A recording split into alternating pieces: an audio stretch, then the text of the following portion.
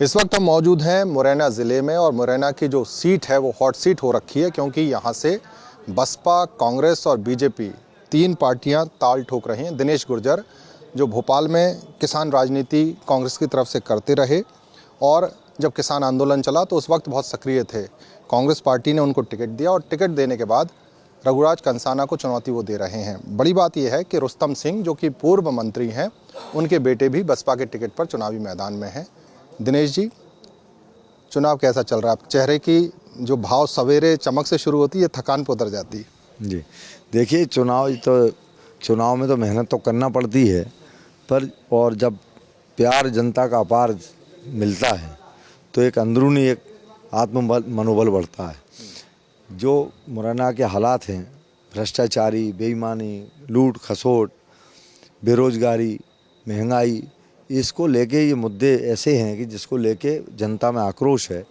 और हम जहाँ भी जिस क्षेत्र में जा रहे हैं, चाहे वो ग्रामीण क्षेत्र हो चाहे शहरी क्षेत्र हो, हजारों लोग हमारे साथ जुड़ रहे हैं और हजारों लोग पूरी उत्साह उमंग के साथ हैं और ये संकल्प के साथ हैं कि इस बार मध्य प्रदेश में कांग्रेस की सरकार बनाएंगे, कमलनाथ जी को मुख्यमंत्री बनाएंगे और यहाँ पे निश्चित तौर पे हम कम से 40,000 वोटों से चुनाव जीतेंगे। अब मार्जिन बता रहे हैं, लेकिन सिटिंग एमएलए का टिकट काटा गया। एक सवाल तो ये कि कितना सहयोग मिल रहा है, कोई भितरघात का खतरा है या वास्तव में पार्टी एकजुट होकर एक जाजम पर है? यहाँ पे देखिए, पूरे हम सब लोग एक होकर चुनाव लड़ रहे हैं और ये कोई विषय नहीं है कि किसको टिकट मिला किसको नहीं मिला है। विषय ये है कि जो हमने कोरोना काल में यहाँ मुरैना के लोगों ने सैकड़ों लोगों को तड़पते हुए बगैर इलाज के मरते हुए देखा है, भूख प्यास से तड़पते हुए देखा है, दवा इलाज के लिए चिल्लाते हुए देखा है, किसान भाइयों को खाद की लाइनों में 4-4 दिन 6-6 दिन देखा है, फसलों के दाम नहीं मिले हैं, फसल मुआवजा नहीं मिला है, जो किसानों को लूटा ठगा गया है, नौजवान मुरैना का बेरोजगार है, उनको कोई नौकरी नहीं दी गई, व्यापम घोटाला किया गया, पटवारी घोटाला किया गया, शिक्षा घोटाला किया गया, जो महंगाई की मार है, इसको लेके हम कांग्रेस के कार्यकर्ता और नेता सब एक होकर लड़ाई लड़ रहे हैं और निश्चित तौर पर उसमें सफलता मिलेगी। आज दोपहर को जब दिग्विजय सिंह जी मंच पर थे, उस समय आपने जिक्र किया, आप माता वैष्णो के बड़े भक्त हैं, आपने कहा कि उनके आशीर्वाद आप जीतेंगे, लेकिन आपने एक बात उस वक्त ये कही कि लोग तरह तरह की बातें करते हैं कि मुझे ग्रामीण में सपोर्ट नहीं मिल रहा है या शहर में नहीं मिल रहा है, इस तरह की बातें। तो क्या कहना चाह रहे थे आप, या माहौल कौन बिगाड़ने की कोशिश? देखिए, ऐसा है कि भारतीय जनता पार्टी और बहुजन समाज पार्टी से जो प्रत्याशी दोनों बीजेपी के ही हैं, बहुजन से कोई नहीं है। सिर्फ कपड़े बदलने से विचार नहीं बदलते हैं, उनने सिर्फ कपड़े बदले हैं। पहले लाल कपड़े पहनते थे, अब नीले कपड़े पहन लिए हैं। और इनके पास में ऐसे कुछ लोग हैं जो गलत भ्रांतियाँ फैलाते हैं, जो न्यूसेंस क्रिएट करते हैं, झूठा दुष्प्रचार करते हैं। तो मैं अपने साथियों से ये आह्वान कर रहा था कि दुष्प्रचार से बचें, गुमराह ना हों और सब मिलकर संगठित होकर जैसे चुनाव लड़ रहे हैं ऐसे लड़ते रहें, इन लोगों की बातों पर ध्यान ना दें। अब लाडली बहना का भी बड़ा जिक्र हो रहा है, और क्योंकि राशि भी इस महीने की आई, 7 तारीख से शुरू हुआ सिलसिला, 10 तारीख तक लगातार सबके खातों। लाडली बहना योजना कांग्रेस की राह में कोई कांटे बो रही है या वो मुद्दा नहीं है? देखिए, वो मुद्दा होता तो दिखता। आप देखो, भारतीय जनता पार्टी के लोग पूरे ज़िले में चुनाव लड़ रहे हैं, क्या हालात है उनके साथ। लोग बैठने तैयार नहीं है, गाड़ियों में खाली गालियाँ लेके घूम रहे हैं, कहीं कोई उनका जनसंपर्क नहीं हो रहा, कहीं कुछ हो नहीं रहा। सिर्फ मुझे तो ऐसा लगता है अंदरूनी धन बल के आधार पर वो चुनाव लड़ रहे हैं। जनता उनके साथ नहीं है, सिर्फ वो पैसा का दुरुपयोग कर रहे हैं और उनके साथ पब्लिक का किसी भी प्रकार का समर्थन नहीं है। और जहाँ तक मुरैना की बात है, तो मुरैना के अंदर तो आप देख सकते हैं, हम कोई वैसे बात नहीं कर रहे, पर जो एक सच्चाई ये है कि हजारों लोग हमारे साथ सुबह शाम तक रहते हैं और हजारों लोगों का हमको जन समर्थन मिल रहा है। और बहुजन समाज पार्टी के लोग फार्म भरने गए, ग्वालियर के लोगों को लेके आए, वो भारतीय जनता पार्टी के भरने गए तो आप देख लीजिए कि दिल्ली के रिश्तेदारों को लेके फार्म भर रहे हैं। तो आम जनमानस कांग्रेस के साथ है। और जो आज प्रधानमंत्री की रैली हुई, आप देखिए, मुरैना विधानसभा से मैं नहीं मानता कि 1000 आदमी भी आया हो।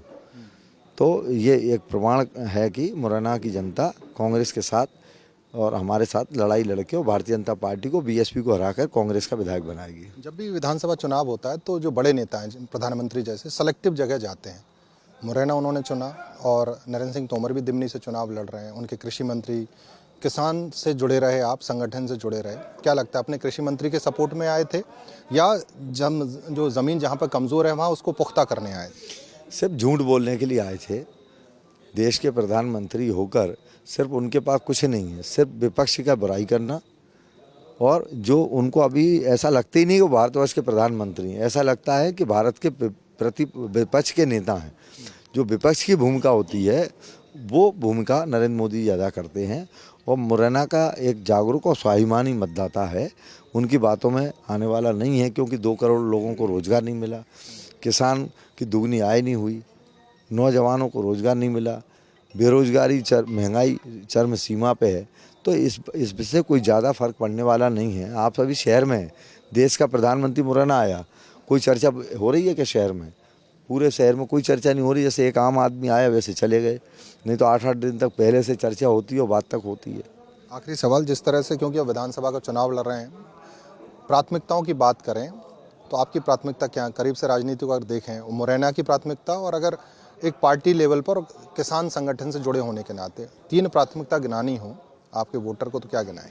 देखिए, एक तो मेरा संकल्प है कि मुरैना के अंदर शिक्षा की गुणवत्ता अच्छी हो, अच्छे शिक्षक हों, स्कूल साफ़ सफाई के हों, अच्छे उसमें पार्क हों जहां हमारे बच्चे खेल भी सकें, पढ़ सकें, अच्छे वातावरण में पढ़ें। एक मेरी ये प्राथमिकता होगी। दूसरा स्वास्थ्य, क्योंकि मैं खुद देखता हूं कि ग्वालियर, आगरा, दिल्ली, भोपाल, मुरैना का आदमी ज़रा भी बीमार हुआ तो मुरैना का डॉक्टर कह देता, रेफ़र कर देता ग्वालियर ले जाइए। क्योंकि मुरैना में भले ही ये झूठी बातें करते हैं कि हमने 100-1000 बिस्तर का हॉस्पिटल बना दिया, फलाना बना दिया। एक बिल्डिंग बनाने से उसकी पूर्ति नहीं होती, उसके अंदर अच्छे डॉक्टर होना चाहिए, दवा होना चाहिए, जांच की मशीन होना चाहिए। जो आज मुरैना के अंदर किसी प्रकार की शासकीय हॉस्पिटल में जांचें नहीं होती, डॉक्टर टाइम पे नहीं बैठते, दवा नहीं मिलती, इलाज ढंग का नहीं होता, लोग प्राइवेट नर्सिंग होम में अपना इलाज कराते हैं।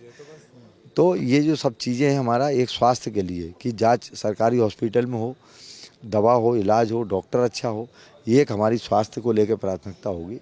तीसरी हमारी शहर का सौंदर्यीकरण हो, सड़कें, नाली, ये सारे जो है वो सौंदर्यीकरण हो। बेरोजगार जो नौजवान हैं उनको स्थानीय जो हमारे उद्योग क्षेत्र है मामौर, उनमें हमारे प्रयास होंगे कि नौजवान जो बेरोजगार हैं उनको स्थानीय स्तर पे हम वहाँ रोजगार से जोड़ने का काम करें और अन्य माध्यमों सोर्स से हम रोजगार दे सकें नौजवान को। इसकी लड़ाई लड़ के उनकी पूर्ति करेंगे। तो ये दिनेश गुर्जर मुरैना से प्रत्याशी हैं कांग्रेस के, और ये कह रहे हैं कि नरेंद्र मोदी ने आज रैली ज़रूर की लेकिन उसका फ़र्क जो है विधानसभा चुनाव पर नहीं पड़ेगा। साथ ही साथ वो अपनी प्राथमिकताएं गिना रहे हैं, जो लोकल इश्यूज़ हैं उन पर वो एक तरह से फोकस कर रहे हैं। मुकाबला त्रिकोणीय है, लेकिन दिनेश गुर्जर ये कह रहे हैं कि कोई मुकाबले में नहीं, 40,000 से ज़्यादा मतों से जीतेंगे। फैसला 3 दिसंबर को आएगा, लेकिन कॉन्फिडेंस दिनेश गुर्जर का हाई है। कैमरा पर्सन आशु के साथ अखिलेश सोलंकी, भारत 24 मुरैना।